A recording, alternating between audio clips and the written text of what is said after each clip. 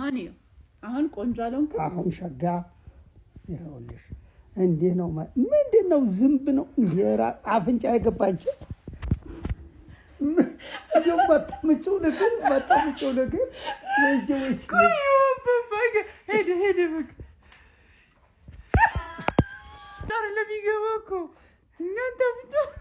ማብና ይቆይና ጉዲ ምሰራ ይሰራ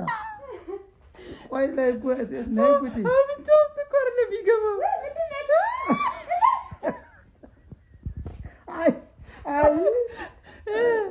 ወጅዳ ዋሻ ማረጉ ነው ያ መስፈር ነው በጅልት ያፉስት አባባ የሆነትናት እንደ ምን መጣብህ ነው ምንድነች ምን አውሬ ነው